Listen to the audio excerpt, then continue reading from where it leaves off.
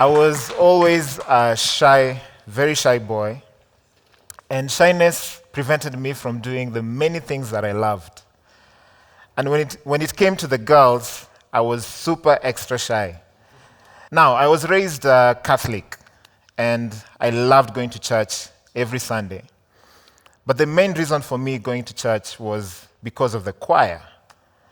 I loved how they sang, the angelic voices, the music that filled the air with congas, kayambas, tambourines. It was just so angelic. And so I used to sit, I think, about 2 or 3 benches behind the choir, with my brother on my left. He's 5 years my junior, Tom. And then on my right, I used to leave like just a bit of space, to drum on the bench to the music of the choir.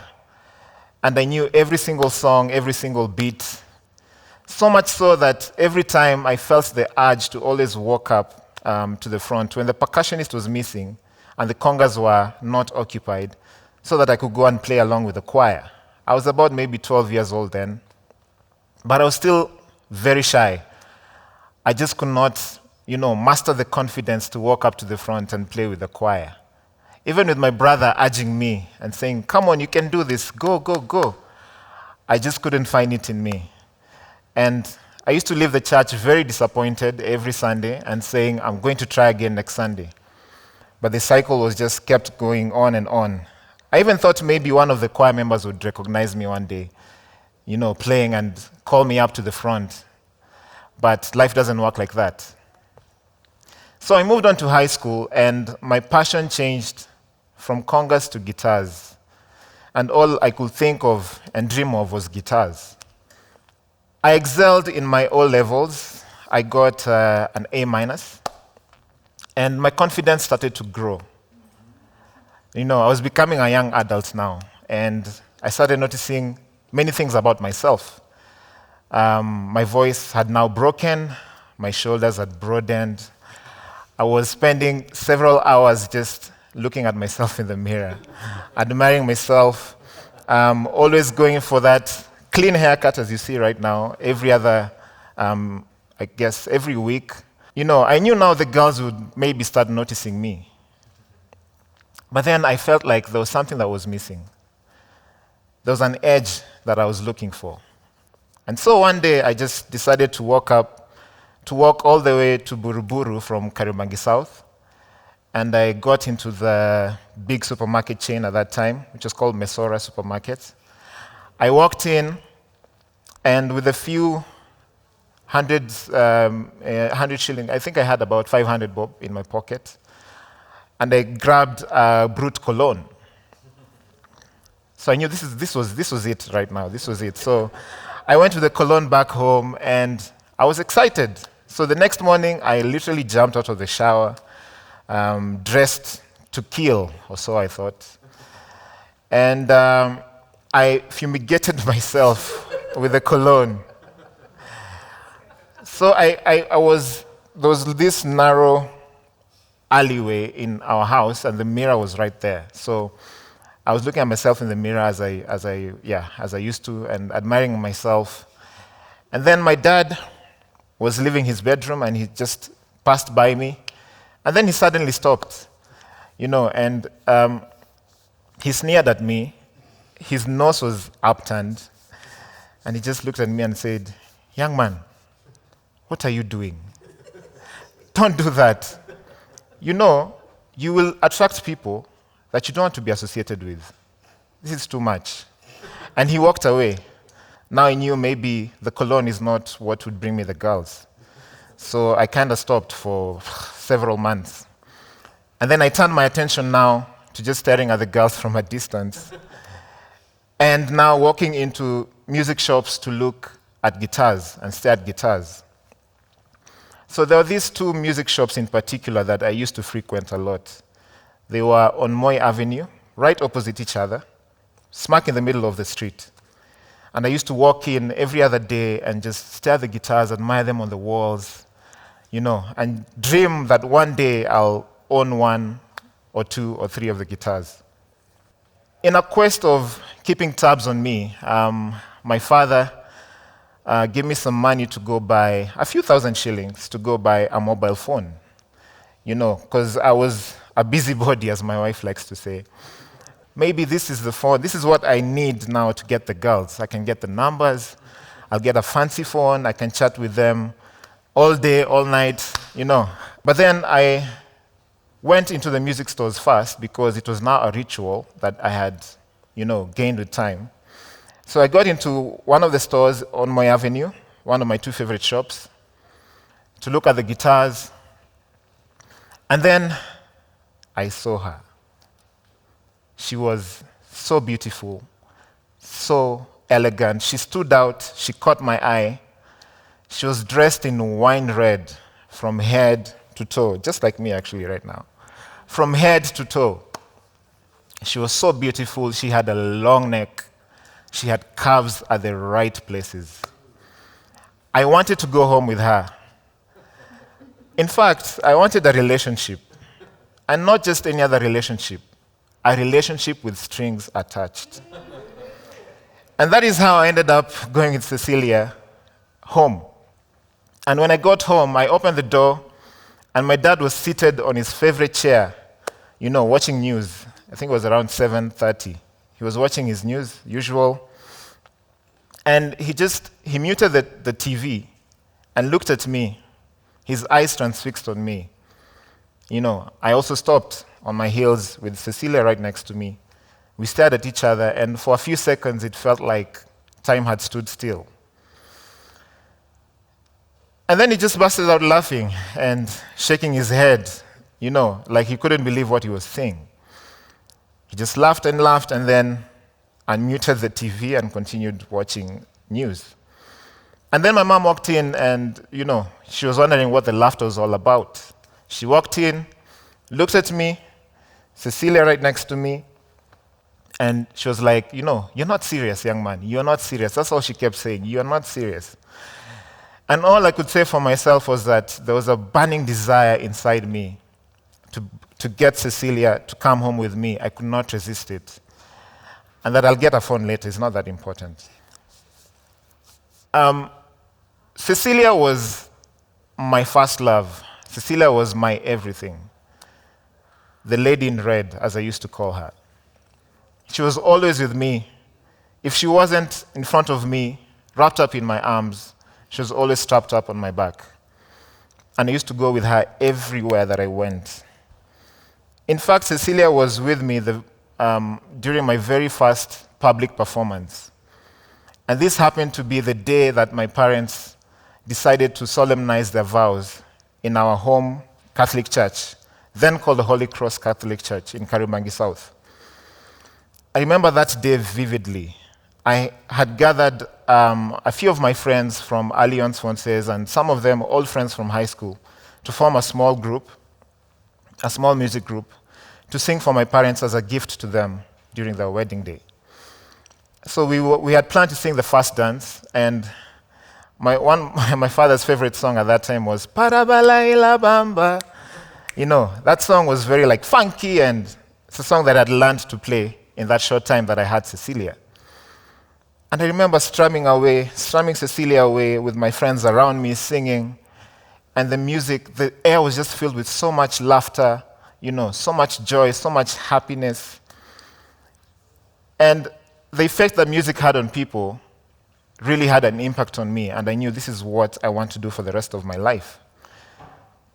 My confidence went up a notch higher. So much so that the next weekend, I walked up to the choir master of the church, and I asked him if I could play for the choir. So the church was just starting a youth choir then, and he asked me, yes, definitely, you can join the youth choir. So I was very excited, and I was finally playing with the choir, which is what I had wanted to do since I was very young. And I loved every second of it, practicing with the choirs on Saturdays and then playing with them on Sunday. And even though they were drifting off keys several times, I still learned to always, go with them. To date, it's the best ear training that I've ever had. And with that also, I learned to operate the PA system in the church, which is a skill that I now use as an engineer and producer for the band. So one day, while I was browsing CDs in a music store with Cecilia always on my back, I noticed this equally tall, slender young man also doing the same and also having his own Cecilia on his back. So we exchanged glances because in those days there were very, very few young people who had guitars with them. But we didn't say a word to each other. And then 30 minutes or so, we ended up going for the same audition at Alliance Francaise. We both passed the audition, and immediately after we just started vibing, exchanging music, exchanging laughter, exchanging small banter.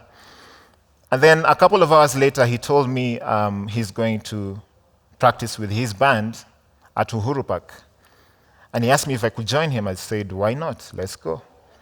So I went with him. We just walked across the road from Alliance to Uhuru Park.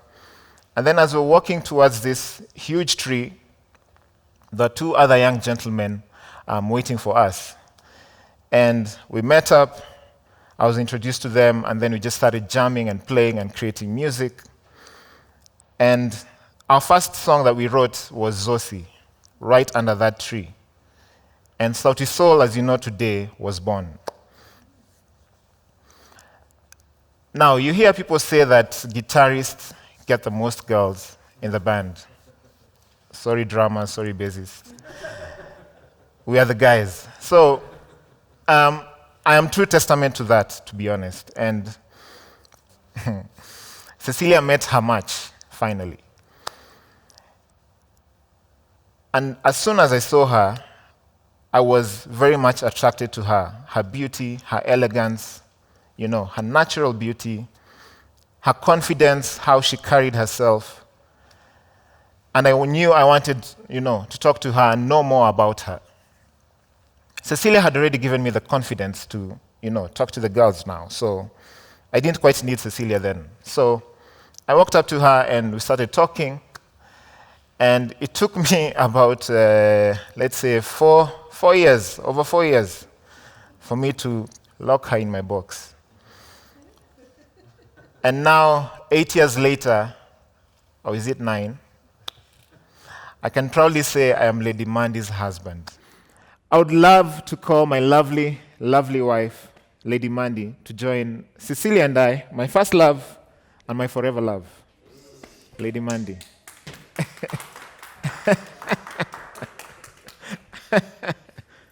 Mama Nani.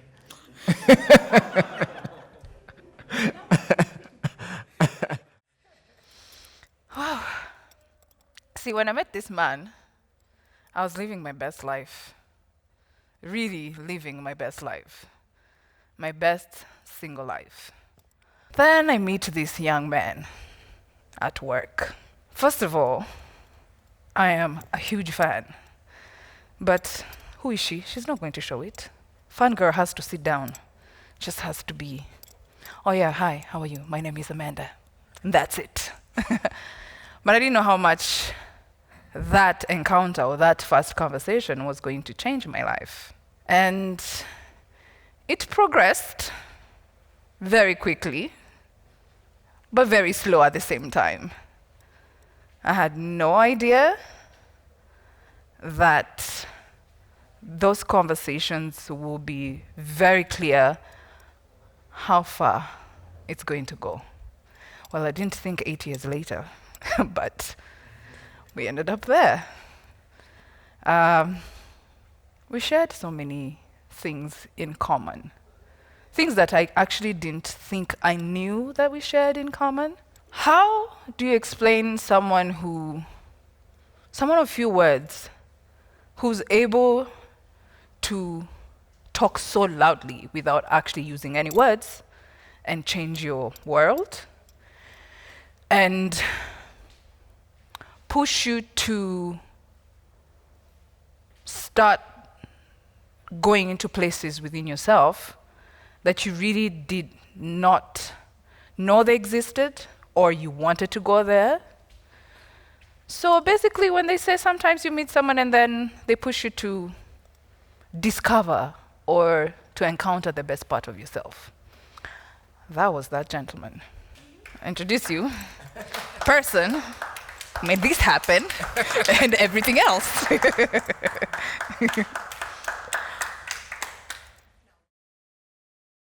Cecilia taught me many things.